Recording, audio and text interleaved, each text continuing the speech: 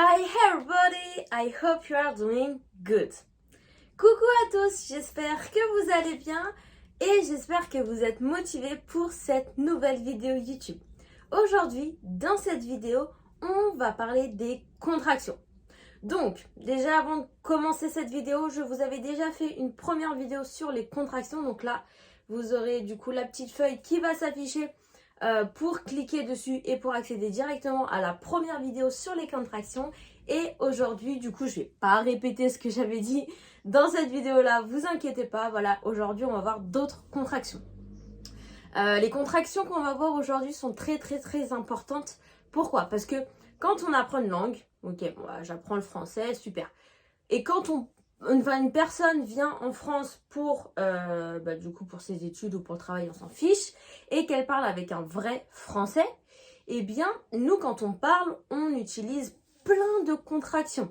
Même des fois, on ne s'en rend pas compte. Et en fait, une personne étrangère qui a appris le français, qui vient en France et qui parle avec vous, ne peut ne pas comprendre ce que vous dites. Parce que eux, par exemple, ils vont apprendre « je ne sais pas » et ils vont arriver et vous allez dire « je sais pas ». Donc pour vous, voilà, il n'y a pas de différence. Voilà, on comprend quand vous dites « je sais pas » que ça veut dire « je ne sais pas ». On ne dit jamais « je ne sais pas ». Mais un étranger qui a appris le français et qui vient en France, il aura appris « je ne sais pas ». Donc pour lui, « je sais pas », bah, il ne sait pas ce que ça veut dire. Et bien en anglais, c'est la même chose. En anglais, on apprend voilà, la grammaire, la conjugaison, le vocabulaire, les règles grammaticales, ok. Mais le jour où vous voulez partir en Angleterre ou aux États-Unis, vous pensez vraiment que les personnes qui sont nées en Angleterre ou aux États-Unis, ils vont parler « I have been visiting New York City ». Non, ils ne vont pas décortiquer tous les mots comme ça. Ils vont faire des contractions, comme nous, on en fait en français. Donc, si un jour vous souhaitez partir, je sais pas moi, habiter ou pour des vacances aux États-Unis ou en Angleterre, eh bien, ça va être compliqué pour vous. Pas parce que vous ne savez pas parler anglais, mais parce que du coup, vous ne connaissez pas les contractions. Donc, aujourd'hui, dans cette vidéo, je vais vous apprendre les contractions les plus utilisées en anglais et les plus faites en anglais. Comme ça, le jour où vous voudrez partir en Angleterre ou aux États-Unis, vous serez préparé et vous comprendrez, vous pourrez parler avec des Américains et des Anglais sans problème. Donc, si toi aussi, tu as envie de connaître toutes les contractions qu'on peut faire en anglais, eh bien, c'est parti pour le début de la vidéo.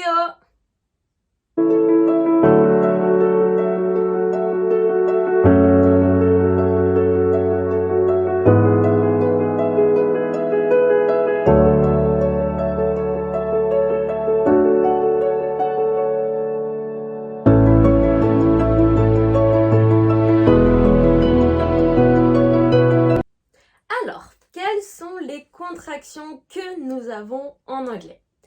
Premièrement, là on va voir du coup la contraction. Donc quand on a le mot what suivi du verbe be conjugué, donc is, et qu'on a un mot. Donc là on va voir un mot qui est ultra utilisé, qu'on peut dire voilà vraiment partout, qui a plusieurs significations aussi, c'est what is up. What is up, qui veut dire comment ça va, quoi de neuf, qu'est-ce que tu racontes, et on peut même l'utiliser pour dire bonjour. Hi, what's up? Ça veut dire bonjour. Ou alors ça veut dire comment ça va, ou alors quoi de neuf. D'accord? Donc, je sais que comme ça, nous, on le connaît plus dans le sens de what's up. D'accord? Donc là, on a déjà fait une première contraction. C'est la contraction de what et de is. What's up. Ok. Mais il y a une autre contraction qu'on peut faire et qui est extrêmement fait. Et bien en fait, c'est tout simplement, on va contracter les trois en même temps.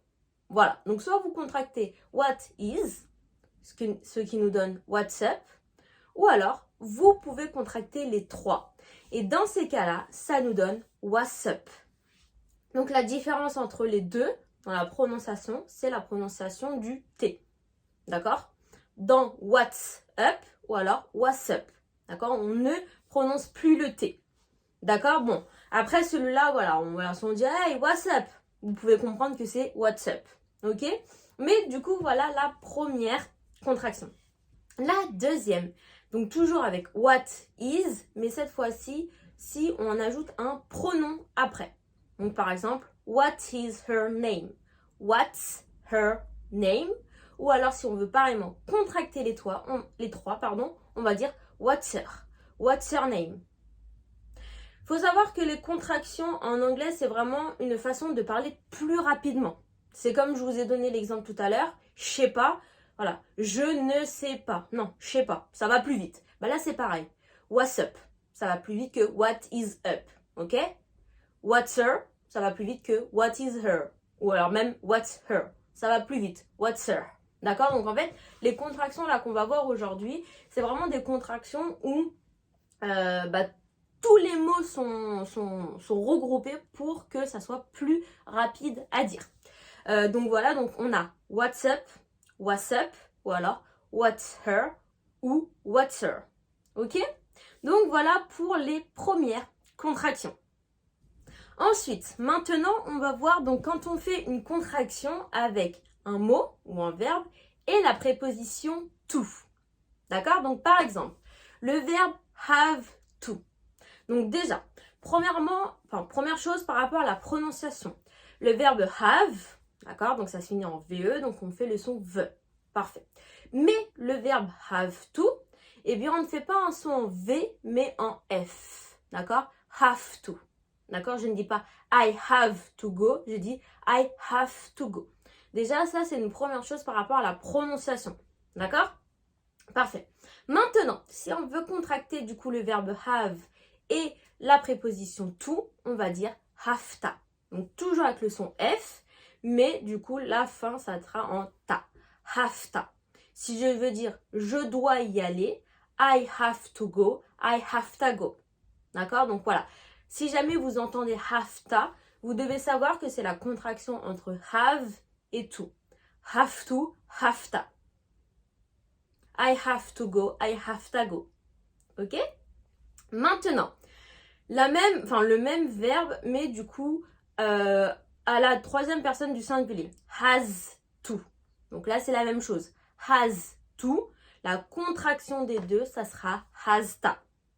D'accord? Donc c'est la même chose, sauf qu'au lieu d'avoir le son F, on a le son S. She has to go. She has to go. She has to go. D'accord, donc vous voyez bien que quand je fais la contraction, du coup, la phrase est plus rapide. We have to go, we have to go. She has to go, she has to go. D'accord? Donc voilà du coup pour les deux premiers. Ensuite, on a la formulation I have got to go ou alors I got to go. D'accord? Là, les deux sont utilisés. Généralement, on utilise plus le premier. I have got to go, mais voilà, vous pouvez dire les deux qui veut dire toujours pareil, je dois y aller. Ok, mais c'est juste une autre façon de le dire. Donc, là par contre, du coup, j'ai have got to. Donc là, j'ai le verbe got entre have et to. Donc, je ne peux pas contracter have to en même temps, vu que j'ai un mot entre les deux. Il faut bien que je le dise, le mot. Du coup, donc pour contracter have got to, eh bien, je vais dire gotta. Ou alors même got to, la contraction, c'est gotta. D'accord? Là, ils ont la même contraction. Donc, si je dis I have got to go, I gotta go. Ou pareil, I got to go, I gotta go. D'accord? Ça veut dire je dois y aller. I gotta go. Ok? Parfait. Et pour finir, on a le verbe want to. Donc, ce verbe-là, à faire très très attention. Donc, je sais que j'en ai déjà parlé dans mon autre vidéo de contraction, mais je voulais vraiment reparler de ce verbe-là parce que du coup, il est mal utilisé. Enfin, la contraction est mal utilisée. Pourquoi je dis ça? On a le verbe want, d'accord? Et ensuite, on a la préposition to. Mais pourquoi on met la préposition to après le verbe want, d'accord? Parce que ça ne modifie pas la signification du verbe, d'accord? Par exemple, j'ai le verbe have, ok, avoir, parfait, et have to, ça veut dire devoir, d'accord? Mais là, j'ai le verbe want, vouloir, et want to, qui signifie vouloir aussi. Donc en fait, là, la préposition to ne modifie pas le sens du verbe. Donc à quoi elle sert? Pourquoi on la met? Eh bien, on la met tout simplement parce qu'on ne peut pas mettre deux verbes à la suite en anglais. D'accord? Donc si j'ai le verbe want, je ne peux pas mettre un verbe à l'infinitif après. Je vais vous donner un exemple. Si je dis je veux du chocolat, I want chocolate. Ok, là j'ai utilisé le verbe want normalement. Ok, parfait.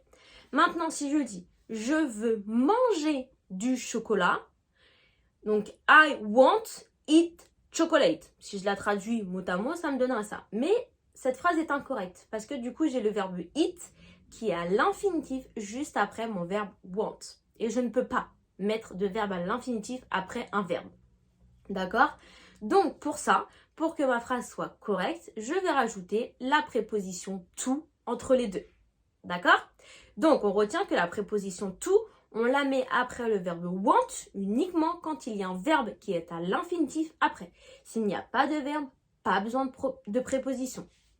Donc là, ce que je vais vous apprendre, c'est la contraction entre le verbe want et la préposition to.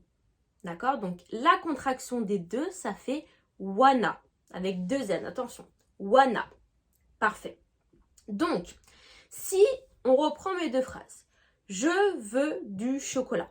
I want chocolate. Si je dis I wanna chocolate, c'est pas bon. Parce que du coup, dans ma phrase de base, j'ai que le verbe want. J'ai pas la préposition to. Donc, I wanna chocolate, c'est pas bon. Par contre, dans ma deuxième phrase, je veux manger du chocolat.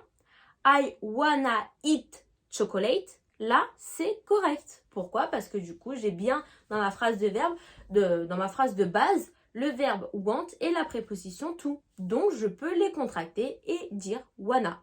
Donc, c'est pour ça que du coup, je reparle de ce verbe-là parce que du coup, il y a plein de personnes qui m'utilisent wanna à chaque fois que vous voulez utiliser le verbe want. Mais il faut faire attention à ça parce que du coup, ce n'est pas bon. Si jamais vous n'avez pas de verbe après le verbe want, vous ne pouvez pas contracter wanna. Vu que vous n'avez rien à contracter, vu que vous avez juste le verbe want, vous n'avez rien à contracter, vu que vous n'avez pas la préposition to. Donc, voilà, faites bien attention à ça, d'accord? Donc, want to, wanna. Super, maintenant on continue avec la suite. Maintenant on va voir les mots qui sont suivis de la préposition of. Donc, on a deux mots qui veulent dire la même chose. On a le mot a lot of et lots of. D'accord? Donc là, les deux, c'est exactement la même chose. Les deux veulent dire beaucoup. D'accord? C'est juste la formation qui est différente. D'accord? Mais sinon, les deux ont la même traduction, la même utilisation. Vous pouvez utiliser les deux. C'est comme vous voulez. C'est vous qui choisissez. Profitez-en parce que c'est pas souvent le cas. D'habitude, il y a toujours des règles à suivre. Mais là, c'est vous qui choisissez lequel des deux vous voulez utiliser. Donc, maintenant, quelles vont être les contractions qu'on va pouvoir utiliser pour ces deux mots? Donc, le premier mot, a lot of. Donc, lot of, ça va se contracter en lota. Lota. Voilà. Et du coup, pour l'autre, lots of, c'est la même chose, sauf qu'on va garder le S. Lotsa. Lotsa. D'accord? Donc, par exemple, a lot of gifts, a lota gifts. Lots of gifts, lotsa gifts. D'accord? Donc là, vous voyez, j'ai utilisé la même phrase et j'ai utilisé les deux parce que dans tous les cas, c'est moi qui décide lequel je préfère, lequel je vais utiliser. Ok? Et du coup, juste retenez bien que si jamais vous l'utilisez le premier, vous êtes obligé d'utiliser la préposition a et vous ne mettez pas de S. Si vous utilisez le deuxième, du coup, vous ne mettez pas la préposition S, pas la préposition a, pardon, et par contre, vous mettez un S. Si vous me dites a lot of, c'est pas bon. D'accord? Ou si vous me dites lot of, c'est pas bon non plus. C'est a lot of ou alors lots of. Et pour la contraction, on garde le a. A lota ou lotsa. Ok? Parfait. Ensuite, on continue avec la préposition of. Cette fois-ci, on va parler de sort of. Donc là, c'est pareil, c'est la même traduction. Enfin, il est vraiment transparent. Sort de, ok? Et type of, type de. Là, les deux, ils sont faciles parce que du coup, ils sont transparents. Donc, la contraction de sort of, c'est sorta. Et la contraction de type of, c'est typa. On en a un autre qui a la même traduction, c'est kind of. Et la contraction, c'est kinda. D'accord? Donc celui-là, je vous en avais déjà parlé dans la première vidéo sur les contractions, donc on va pas en reparler. Là, on va se focaliser sur sort of, sorta, ou type of, typa. Donc, voilà, les deux pour la signification, c'est simple, c'est sorte de, type de, pardon. Et du coup, on va voir un exemple avec les deux et la contraction, donc sort of. What sort of chocolate is it? What sort of chocolate is it? Et je réponds, it's a type of dark chocolate. It's a type of dark chocolate. Donc là, vous avez vu, j'ai fait les deux phrases avec la contraction. D'accord? Donc sort of, sorta, type of, typa. Donc vous remarquez qu'en fait, à chaque fois qu'il y a la préposition of, la contraction se fait en A. Lota, lotsa, sorta, typa, kinda. Parfait. Maintenant, on continue. Maintenant, on va en voir un autre. Donc là, c'est un verbe qui est suivi de du pronom me. Donc, qui est le verbe let et le pronom me. Let me. On avait déjà vu la contraction de give me. Donc, toujours dans la même vidéo. Que je vous invite à voir après cette vidéo. Et donc là, on va voir let me. Qui, du coup, tout ça contracté, ça va nous donner l'aimer. Donc si par exemple je dis laisse-moi manger ce chocolat, let me eat that chocolate, let me eat that chocolate. Donc là voilà, let me, on le contracte en l'aimer et on met bien deux M, hein, ne vous trompez pas, l'aimer. Et voilà, et pour finir cette petite vidéo, on va parler de contractions que vous devez sûrement déjà connaître, mais du coup on va en parler parce que il y a des contractions qui, des fois, sont pareilles. D'accord? On va parler de la contraction du verbe be à la troisième personne du singulier et du verbe have, pareillement, à la troisième personne du singulier, au présent. Donc, troisième personne du singulier du verbe be, c'est is. Troisième personne du singulier du verbe have, c'est has. Si je contracte, du coup, le verbe is. She's, his, it's. Ok? Je contracte maintenant le verbe have. She's, his, it. Et là, du coup, vous me dites, mais oui, c'est la même contraction. Exactement, c'est la même contraction. Donc, il faut faire attention, d'accord?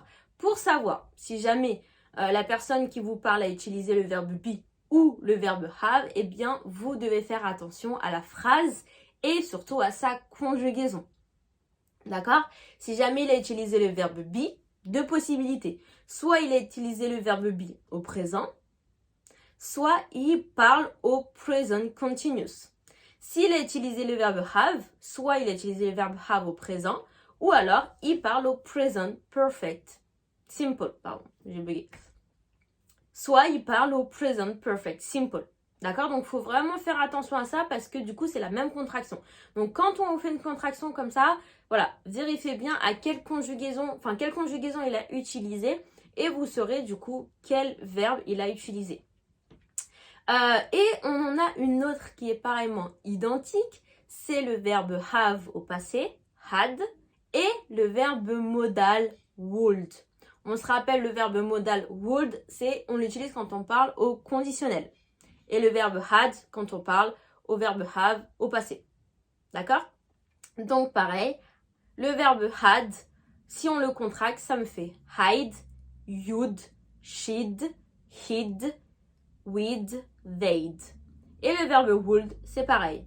Hide, you'd, she'd, he'd, we'd, they'd. D'accord? Donc c'est exactement la même contraction.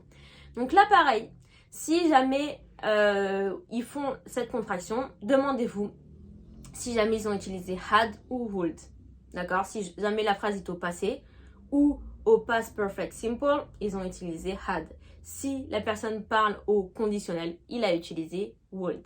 D'accord? Donc faites attention à toutes ces contractions parce que du coup, des fois, il y a des contractions qui peuvent être les mêmes. Donc voilà, faites attention à ça et demandez-vous bien quelle conjugaison ils ont utilisé pour vous aider à savoir du coup s'ils ont utilisé le verbe be, le verbe have ou le verbe would. Ok? Super! Et voilà, donc c'est fini pour cette petite vidéo YouTube sur les contractions. J'espère que cette vidéo, elle vous a plu. N'hésitez pas à bien tout noter pour les relire. Et si jamais un jour vous les oubliez, bah comme ça vous les aurez toujours écrits et vous ne les oublierez jamais. J'espère que cette vidéo YouTube vous a plu. Si jamais elle vous a plu, n'hésitez pas à mettre un petit like, ça me ferait énormément plaisir. J'arrive plus à parler. N'hésitez pas aussi à vous abonner à ma chaîne YouTube, comme ça la prochaine fois, tous les vendredis à 19h, vous recevrez une petite annonce pour vous dire que ma prochaine vidéo YouTube est sortie.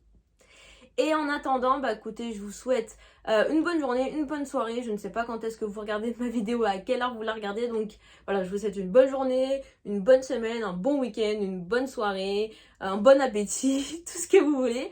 Et on se dit à la prochaine pour la prochaine vidéo YouTube. Bye bye!